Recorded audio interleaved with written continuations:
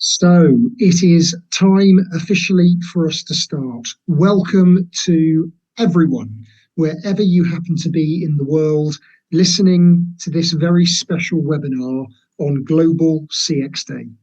And if you've been following the hundreds, thousands of different activities that have been going on all over the world today, you may know that this is the 12th CX Day, which is an interesting fact, if you think it's an interesting fact.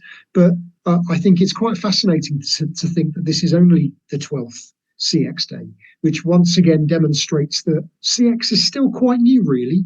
But for us as a global profession, to be able to stop and reflect on the incredible work that everyone does around the world to keep pushing both customer and employee or colleague experience further forward is so important.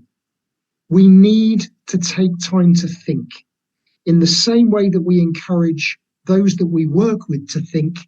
We need to be thinking as a discipline ourselves and just enjoying for 24 hours a little bit of recognition, a little bit of maybe self-gratification. I don't know if that's the right term. Hopefully you're thinking of that in the right way, of just recognizing that we do some incredible things in incredibly challenging environments.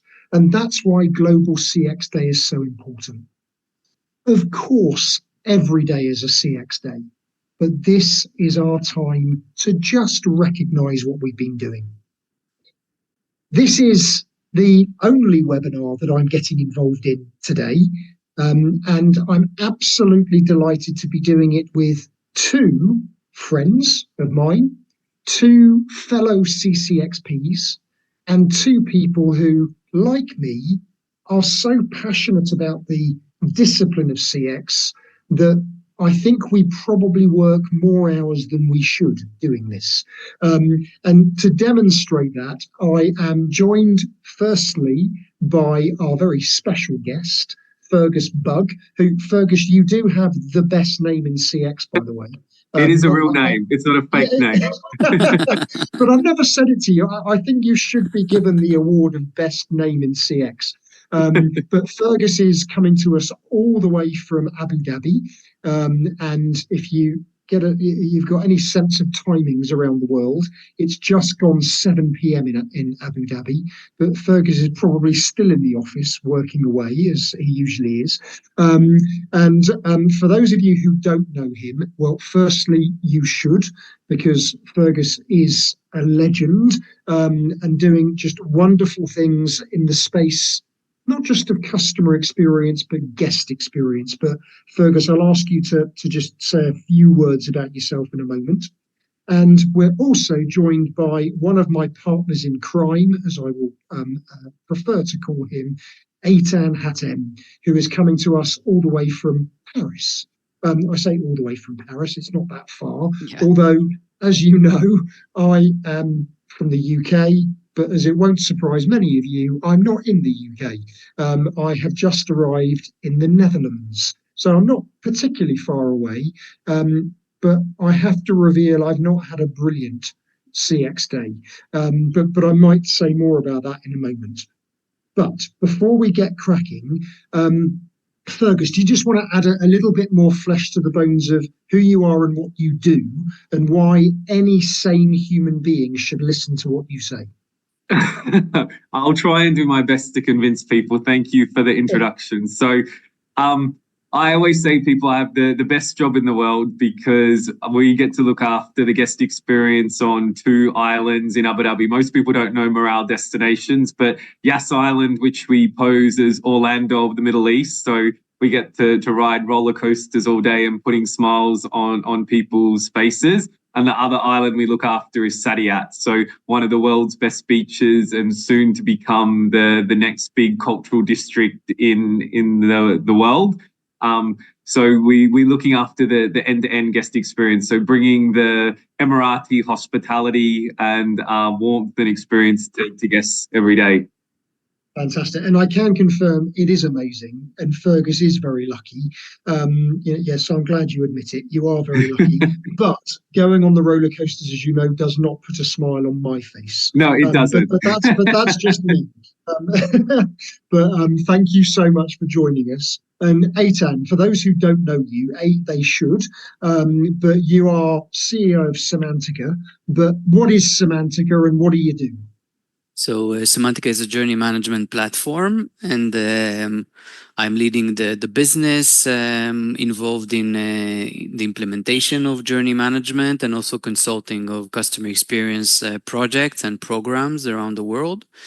So I also feel I have the best job in the world because I see so many industries and I help customers improve their experience of their customers, which eventually comes back to me because I'm a consumer myself. So everyone I'm helping improve their experience, I'm improving mine. So absolutely, I feel lucky. So both of you are looking quite smug by admitting you've got the best jobs in the world. Are your jobs easy? So that's my follow-up question. Fergus, best job in the world, but is it easy? No, it's not easy. It's definitely not easy, but it's rewarding. It's a tough slog, but there's light at the end of the tunnel. Right. Okay. Brilliant. And Eytan? I don't know. I don't feel it's easy, but I feel there's a lot of learning in my job. I learn a lot of things, so I'm enriched by what I learn every day from what I do. But it's not easy. I think it isn't easy to implement customer experience and to democratize customer experience. That's the difficult thing to do. You see, this is why Eytan is my partner in crime, because it's the perfect segue, the perfect link to what we're here to talk about, because the title of our CX Day conversation is Democratizing CX. Now, just to be clear, we want this to be a very informal conversation. So as in true spirit of the way I like to do things, it's not scripted. So both Eytan and Fergus have no idea what I'm going to ask them, which is intentional. So just please be aware of that. But we also do encourage you to ask questions. So please do ask questions. The amazing Esther, who has set all of this up for us, is going to make sure that we see your questions. So if you want to ask Eytan, Fergus, or even me, anything at all, please do so. And the subject of our relatively informal conversation is, as Eytan says, democratizing CX using AI. So the sort of second part of the question is using AI. And it's a very interesting topic because when I thought about, well, what is democratizing CX? We can't just assume that everyone actually knows what that means. So let me start by just clarifying what democratizing CX means.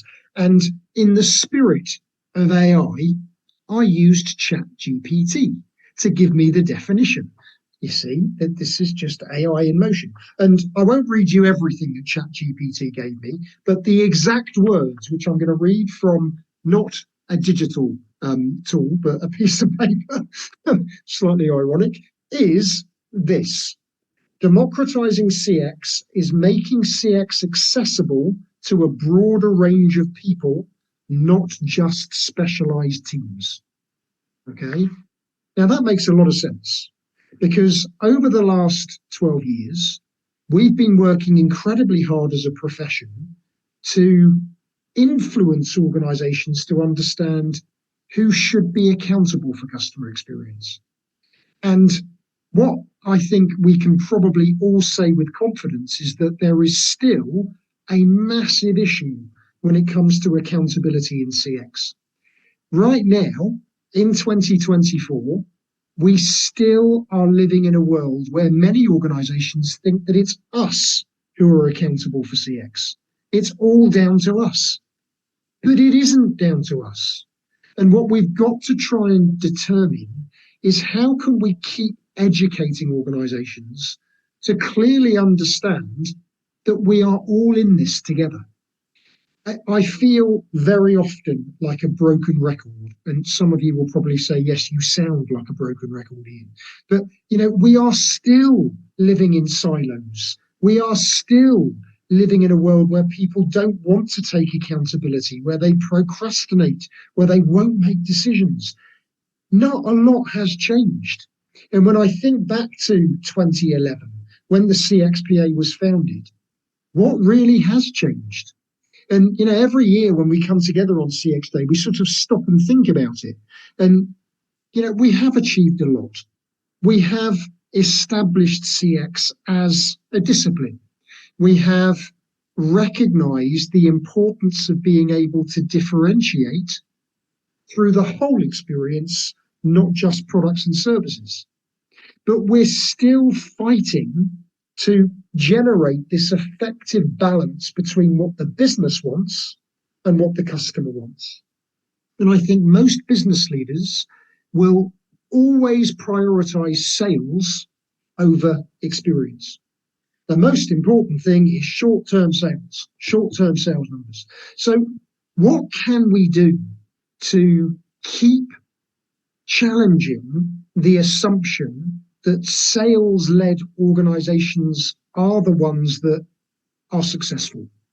Because there is plenty of evidence out there in the world that suggests that that's not necessarily the case. Organizations that develop strong relationships with their customers over time are the ones that sustain themselves. This is why it's so important that we keep pushing, we keep going and keep educating.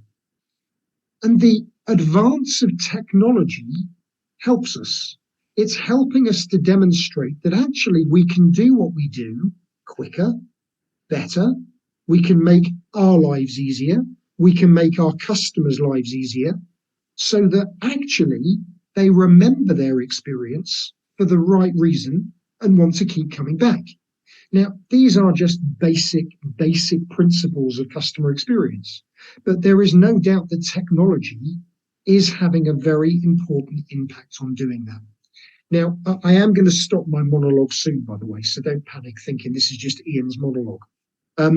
Last week, I was in Abu Dhabi and Dubai, and I went to a meeting in Dubai that was a very similar kind of conversation, talking about how we create or how we adopt artificial intelligence, maintaining the human touch. Now, for a business like Fergus's, that's critical because hospitality, entertainment is all about human-to-human interaction. So how can you adopt digital technology and maintain that human connection at the same time?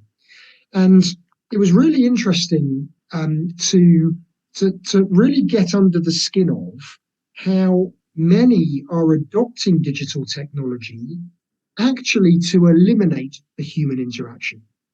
There are many businesses who think, you know what, let's put this in so we can cut loads of cost. But what was also fascinating about the conversation is the fact that many are seeing digital and specifically AI as a way not of eliminating humans, but better enabling humans to do what they need to do, giving them better information, more accurate information quicker. A little bit like me using ChatGPT to get a definition for democratizing CX. We are now in a position where our colleagues can do the same thing. They don't have to try and find information. They can get information instantly. And if we can use that technology as a result, not just to make their lives easier, but to eliminate things going wrong in the customer journey, that is just a wonderful thing. So is there an opportunity to align humans and machines? 100%. But I think there is a lot around motivation here. So just to finish my monologue, I'm going to have a moan. It wouldn't be CX Day without Ian having a moan. Firstly, to demonstrate how far we still have to go, but also to bring this subject to life.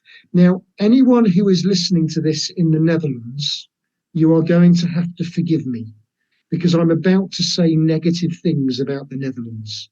Now, I love the Netherlands. I have many Dutch friends, many Dutch colleagues. I love this country. But my experience today really does bring to life how very often CX is not democratized and how we are not leveraging technology like AI to improve the experience. I flew from Manchester to Schiphol in Amsterdam. It is a flight of 55 minutes. The flight was absolutely fine. But if I were to tell you that it took over 2 hours from getting off the aircraft to getting my luggage, that may or may not surprise you. What I can tell you is that there was not a single employee that I met during my airport experience, either employed by the airport or employed by the government, who seemed to care in any way about the experience passengers were having. It very much felt like we were just almost animals with no heart, being pushed around, expected to just wait for however long it took to do whatever they needed to do, people not engaging, not looking at you, talking to each other rather than engaging with you, no apology for the way. It was shocking. And there was no technology involved at all. Okay, this actually was all about the human, interestingly. And whether or not those humans are being given the information that they need, I can't comment. I don't know. But I honestly, every time I go to Schiphol now, I think twice about flying through it again. Because actually, this is not a one-off situation. It gets worse and worse. And this is why we do what we do in the world of customer experience. Because I know that there is a customer experience team at Schiphol, but I also know that the leadership of Schiphol has changed. And so whether or not that's having a negative impact on its people, well, the evidence of experiencing it would suggest that yes, it is.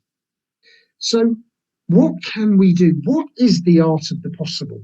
And for our profession, how should we be leveraging technology like AI to address situations like I had today? So with that in mind, that's my monologue. This is the challenge that I'm laying out to both Eytan and Fergus. So I'm going to ask Eytan in a moment first, what is the art of the possible?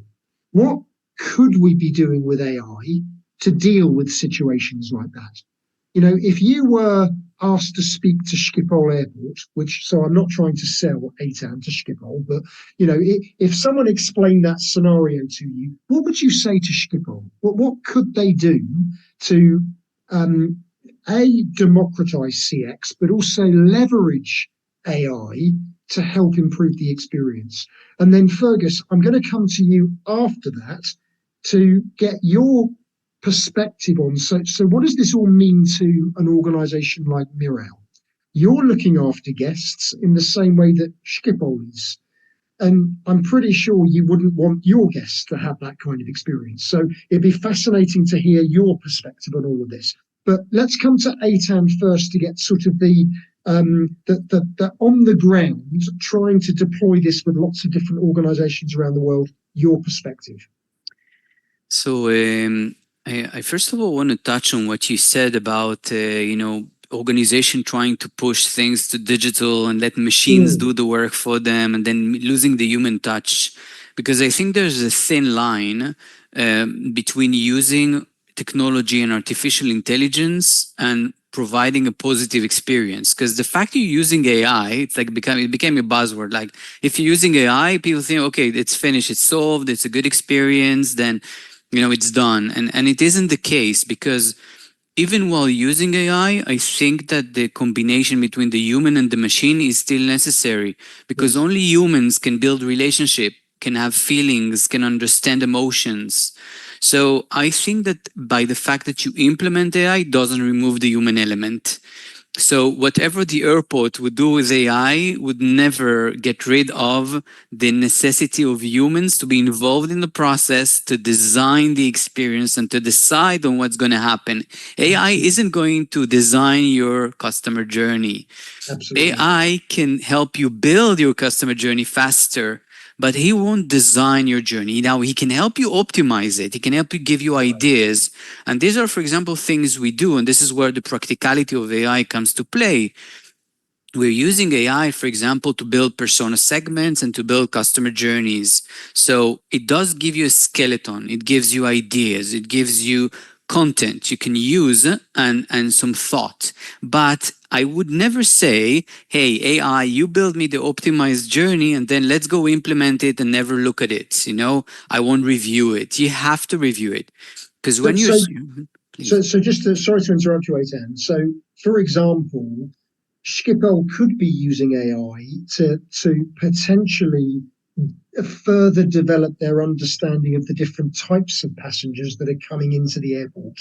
So grumpy British passengers, for example, they could have an AI generated persona all about that. Yes, definitely. And they could even go further. So if I would use AI, I would generate my persona segment, take all the customers, for example, that had the negative experience or an experience that was challenging, try to find similar characteristics, build a persona profile, and then build an optimized customer journey for this type of persona that will show them how an optimized journey looks like.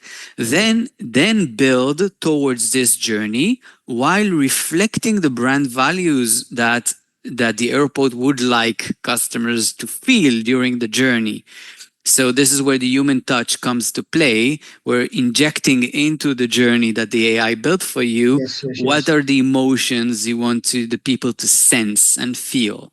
Yeah. This is already giving a good way, like a blueprint that you can build towards that. You see, what's interesting is what was going through my mind is I stood in a passport queue for over an hour.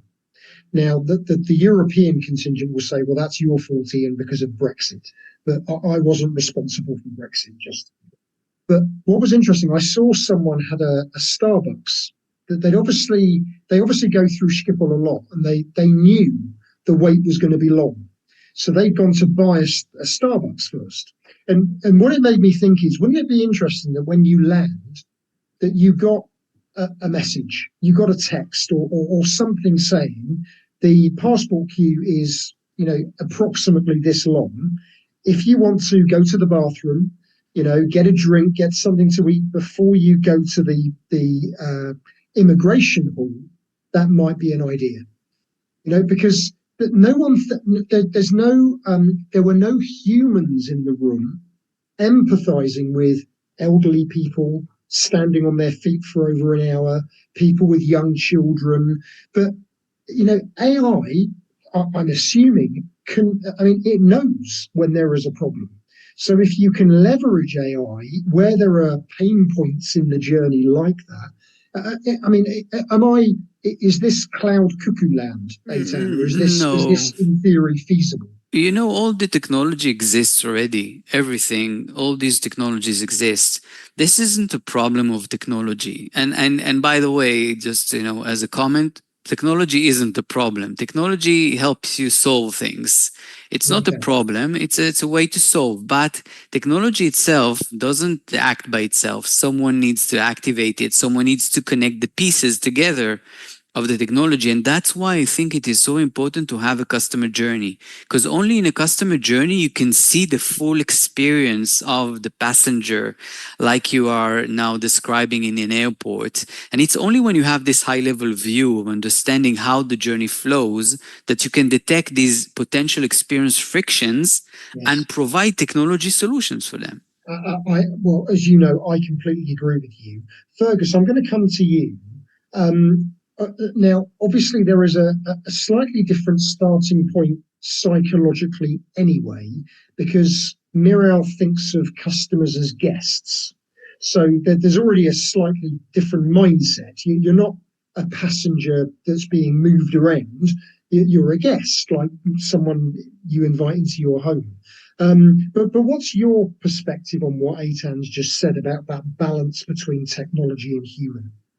I completely agree. And the battle that I constantly have internally, everyone wants to have the sexy AI use case that go live with, but I'm unfortunately the CX Darth Vader that comes in and says, but what value is it adding to the customer experience? What business problem is it trying to solve for us? And that's what we're always asking ourselves, is that exact question. And so we have used AI to help a lot of processes. And the easiest one, the good thing with us, we get a lot of verbatim feedback from guests. So because it's a brand that they're passionate with, good or bad, they tend to write an essay. And so the biggest challenge that we've had is how can the voice of the guest team give the business the insight that they need?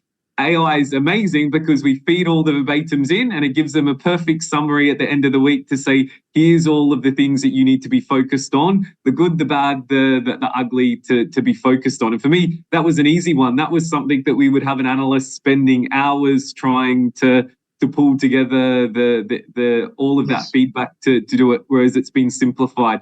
The other one as well, and I know we have is chatbots. So we use chatbots on our site, but we've integrated it with Gen AI now for the exact same thing. There's simple, and the guys were demoing the latest version, but kind of something similar. A lot of the questions that we get is, when is the next Yas Express bus, which connects people around the island? What are the rides that are down today? So connecting that information automatically helps people plan that it can automatically push that information, because a lot of people visit Ferrari World because they want to go on the world's fastest roller coaster. So if they're planning their day and they realize that it's down, proactively let them know, by the way, if you visit today, don't expect Formula Rossa is going to be available. Maybe you should plan for another day. So simple things that we know impacts the sentiment. That was just an example, by the way. It's not there. Yeah, it's not there. just to be clear. But I think you make a really important point, because what you're saying is that there are certain things that guests or customers want, which is of value to them, but actually as a task, it's not necessarily of value to the organization, because it's not necessarily something that needs a human to respond to it. And that's where AI or technology, however you want to bundle it, that's where AI can have massive value. 100%. Even complex itinerary planning. A lot of the times people ask, I want to come to Yas Island for 4 days. Recommend, I've got 2 kids, age this. Now it can do a complex itinerary planning for them on exactly what to visit within that time. Whereas having to have an agent on the live chat trying to pull together that would take forever. Whereas the AI automatically pulls it together. You see, and this just makes sense. It makes perfect sense. And that there is, I can't imagine anyone would have any objection to AI being used in that way. And that's not about replacing your people, is it? Either. No. That's about releasing your people to focus on the things that really matter. Is that right? 100%. And actually, a lot of the use cases that we're using are back office, so behind the scenes. So in the call center, we're using it for knowledge base. So I mean, we operate more of a concierge service, so they're looking after multiple assets with different rules, different rides, different attractions. So the poor guys can't remember everything that's happening. So having the ability to quickly type it into a knowledge base, which is going to go do a more powerful search and bring it back to them, it's saving time, but also helping them to pull the previous notes to say, we think they could be calling about this might be the answer, but then doing the wrap up for them. So rather than having to write the notes themselves or the email to the guest, it's recommending, here's a sample email that we think that you can send to the guest.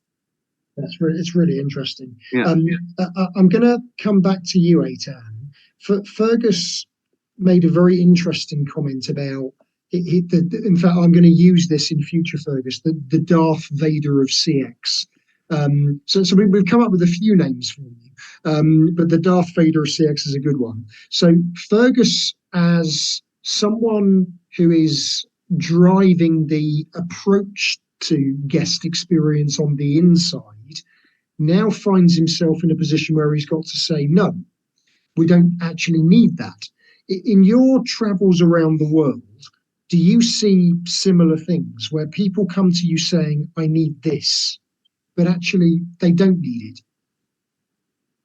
I see two levels here. There's more the strategic level and there's the operational level. So the strategic level is more building around, optimizing journeys for personas, and then the operational level is about solving the problems of real people out there, on individuals that are currently experiencing a problem, like there's the roller coaster isn't working, get them a notification, that that you will know that this isn't working. So it's all about how do you how do you know what is the value of what you're implementing? Because everything you're putting in place is supposed to bring you parallel value, both to customers and to the business. You're not supposed to do things that are not bringing value to customers, and you're not supposed to do things that are not bringing value to the business. Because we know that CX works when both of them are benefiting from the things that you implement. So I definitely hear the no, but I also hear the I'm not sure. So I also hear hesitations because people don't work with a structured way of prioritizing the initiatives. We live in a world where there's so many options. You have so many options on your table, but you don't have the time, the people, or the budget to do everything that you want to do. You have to choose. And choosing is based on the value that you bring both to the business and to the customer. And the third element that I think integrated our lives in the last maybe 2 decades is the speed. You have to do things fast. If you're planning something and you're telling me, in 2 years you're going to have a massive thing, then I'm telling you in 2 years the world is going to be totally different, and there's no reason to do things that will take 2 years. So people plan on short term. Yeah, 100%. And I've seen that throughout my entire career. Almost 30 years of very short-term thinking, what I describe as only looking as far as the hand in front of your face.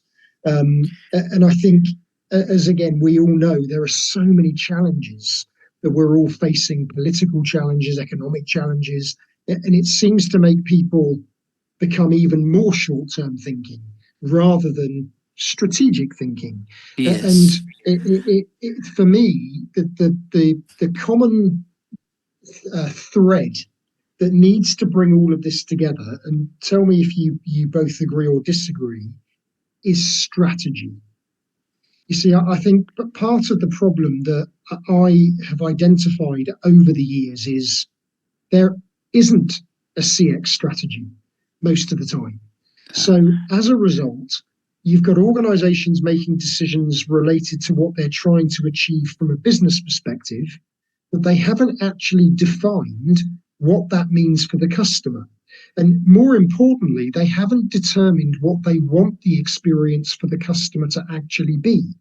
So when people come to leaders like Fergus and say, I want this, it's like, well, what direction is that going to take us in? How is that going to help us deliver the experience we want our guests to have, for example? And so I think it's the absence of technology, of strategy for me, customer experience strategy specifically, that is a big issue. Eytan's unmuted, which means he's going to respond to that. Yes, I have to. So it's definitely, if you don't have a strategy, then, okay, so where are you going? That's for sure. But it isn't only about having the strategy. It's also about how do you take the strategy and spread it around in your organization. It isn't enough that you build a strategy and you, me, and Fergus are really happy about it. If the end employee, the one that is helping people go on the bus and get to the destination, if they don't know the strategy, then your strategy stays on paper. So I think there's the stage of having a strategy, definitely a foundation, and then also how do you deliver the strategy? Which brings us back to that title of democratizing CX. Exactly. Because everyone has to understand it. And as soon as you've got one person that doesn't, suddenly you've got a problem. Now, we've got a question and a comment. So, Karen, I'll come to your comment in a little while, but let's just explore the question first of all. The question is from a brilliant CX professional, the wonderful Debbie Potgieter in Johannesburg in South Africa. Debbie has done brilliant things herself, but her question is around maintaining authentic and meaningful experiences as you adopt AI. I'll comment on this first, but Eytan, you've already touched on it in a way anyway. I think what we need to continually educate organizations to remember that the thing customers are most likely to remember about their experience is the way we make them feel.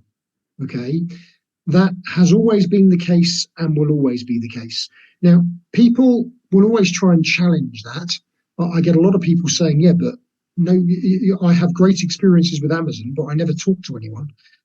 But that's because it just works. But if it doesn't work, it's how they then deal with it and what you remember about the way they deal with it that is the true test of the experience.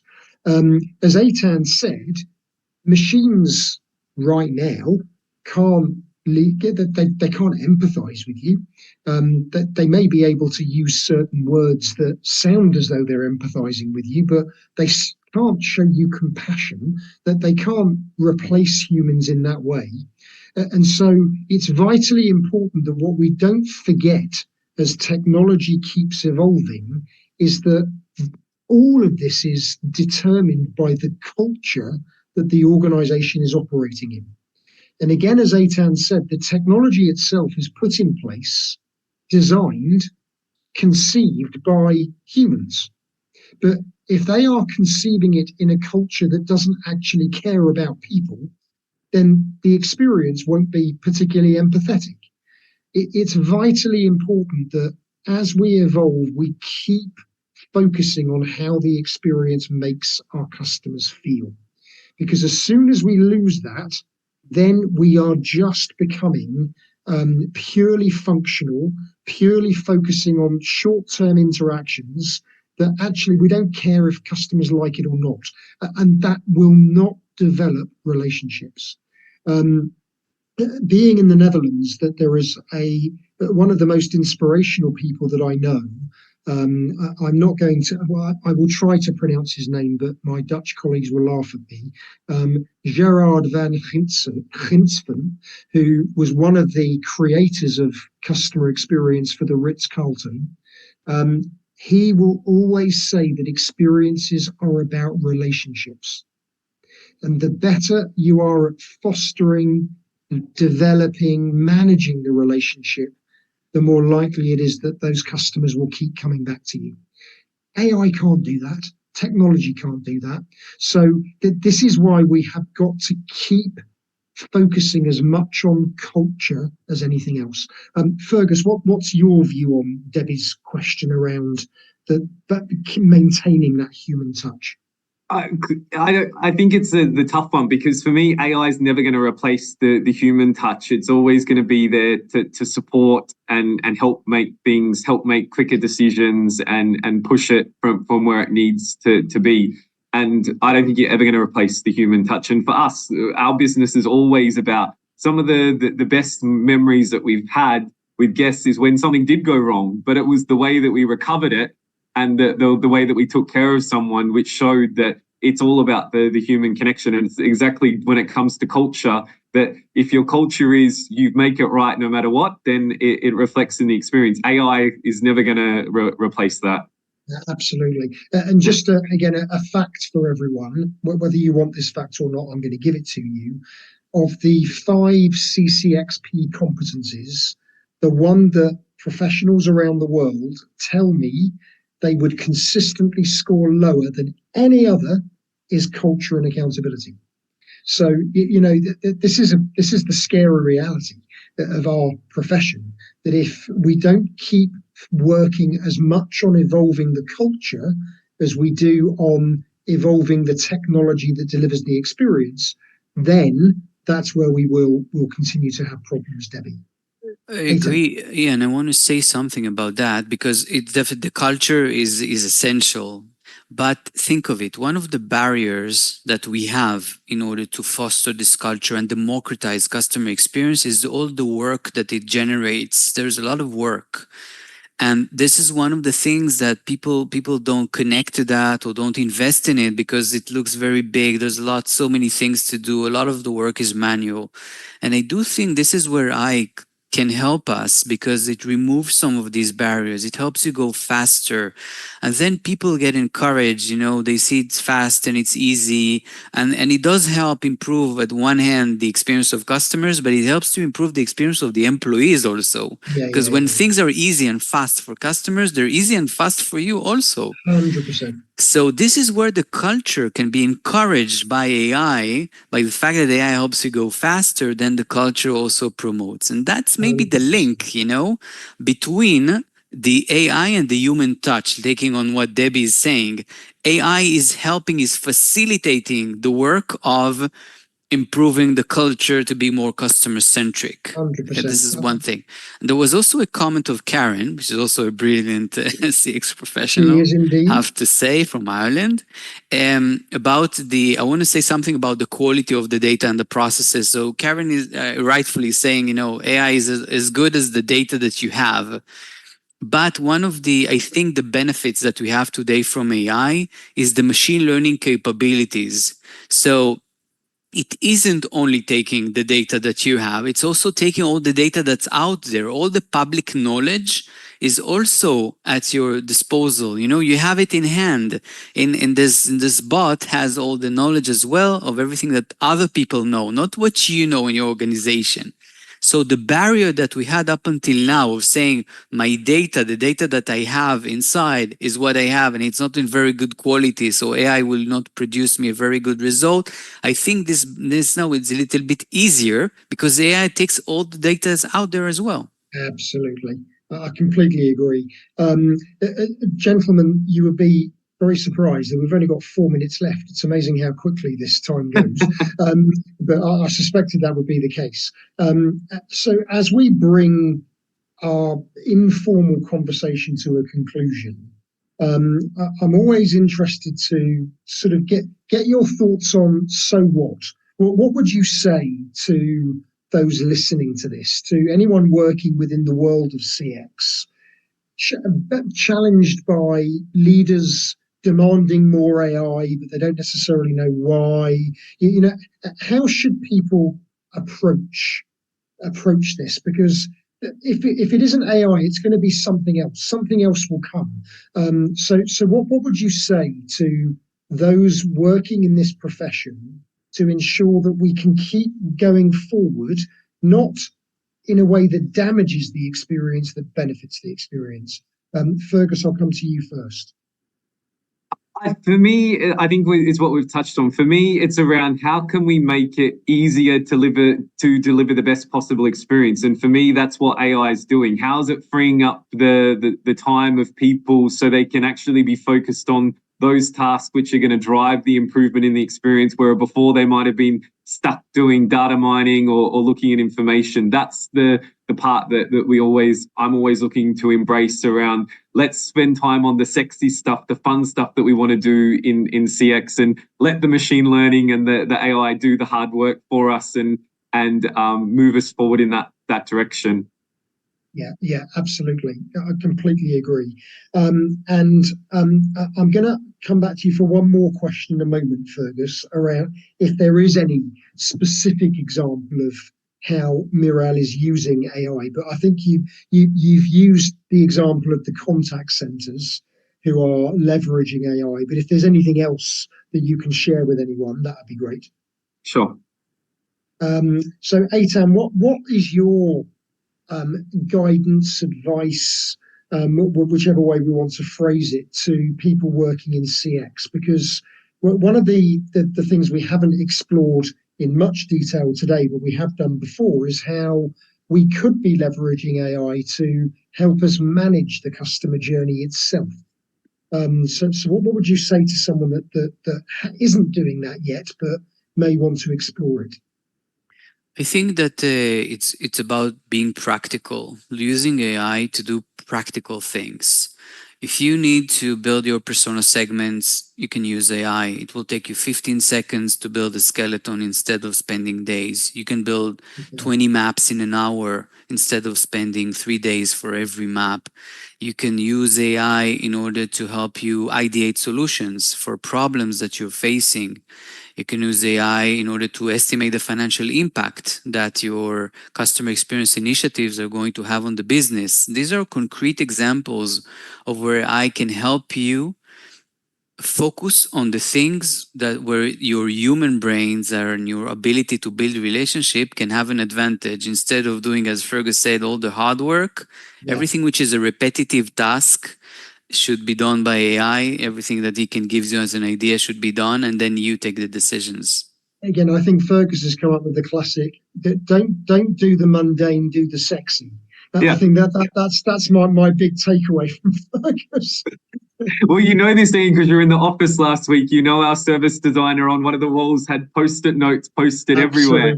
And this is not a plug to Cemantica, but actually the same person was showing me the AI functionality for the journey mapping, where he's like, let me put in here, I want to do a persona for this, this, and this. To be honest, I was like, sign me up. It was amazing to show how quickly it was able to pull together the journey map with all the voice of the guest data. And that's why I said to the guys, why are you wasting your time mapping it out on the wall? Let the system do all the work for you. Well, and actually that's the perfect segue for me, having a minor ramble at the end to bring us to a conclusion, because that is a very important point, Fergus. But just again, to come back to what Karen said, you know, the quality of your data will determine how accurate, how much information you can gather. But the thing is, there is so much data, and if you haven't had any insight into this before, you don't need to be worried about things like Cemantica utilizing data from your competitors, and it's all perfectly secure and safe and incredibly powerful. But let me close by just focusing on the sticky notes. So I always have to use the expression sticky note instead of post-it note, because I don't want to brand it specifically. But coming back to the title of this, Democratizing CX, the danger of AI is that we lose sight of the fact that it is everyone that has a role to play in the delivery of the experience. And if an organization thinks, oh, well, we've got a journey management tool, they've got it, Fergus's team is dealing with that, Jose's on it, it's fine. The danger is that you're not democratizing CX. And what's vitally important is to ensure that the journey is as accurate as possible. We need to create that journey with cross-functional representative teams. We need people in the room that actually know what happens. We need people in the room who are seeing it. They're talking to customers. They're interacting with customers. They know how they feel. AI can ensure that we then put more flesh on the bones. But those sticky notes, there is no better way of getting people to collaborate with each other than by sticking that on the wall. And that's why it's brilliant that people can walk up to the wall in your office and see all of the work that Jose has brilliantly written. His handwriting is amazing, but it's so important. So this again is why we cannot lose that. We cannot lose our people coming together to think and work together to understand this together. And so in bringing our informal conversation to a conclusion, firstly, James O'Connor, the brilliant James O'Connor, he's basically blowing smoke up your trouser leg, Fergus, by saying he loves your point by removing the mundane. So that's more of a love-in for Fergus. But I think it is the perfect conclusion to this conversation. We all play a part in delivering the experience, but what we shouldn't be doing is spending our time on things that we shouldn't be doing. We should be focusing on the things that really matter. And when you go to an organization like Miral, you see what they do, you see that they have time to bring families who have nothing to Yas Island and treat them like kings and queens. You know, if we're doing the mundane, we haven't got time to do things like that. You know, it's so important that we do the things that really matter, so our customers, our guests, remember their experience for the right reason. Okay, they're not going to remember that you told them the park is open at a certain date, you know, but they are going to remember the way you made them feel. So I want to say a huge thank you to everyone for dialing into this. An even bigger thank you to Fergus, firstly, for joining us relatively late on CX Day in Abu Dhabi. A huge thank you to Eytan and Cemantica for everything that you do to keep evolving the field. If you want to know more about how AI can very easily help you develop your personas and journeys, I'm not trying to sell Cemantica, but a little bit like Fergus said, once you've seen it, you're going to want it, then do reach out. And an even bigger thank you to Esther, who you can't see, but she's in the background listening to all of this. Esther has made all of this happen really quickly with very little instruction from me, because I'm very disorganized, as many of you know. So a massive thank you to Esther for enabling this to happen. All of you are doing brilliant things in CX. There are a lot of people that say not very good things. There are a lot of people who don't thank us for what we do.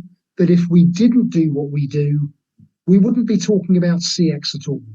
So do take time to stop, reflect, and celebrate. You're not an imposter. You're a hero. And, you know, Fergus loves the word hero.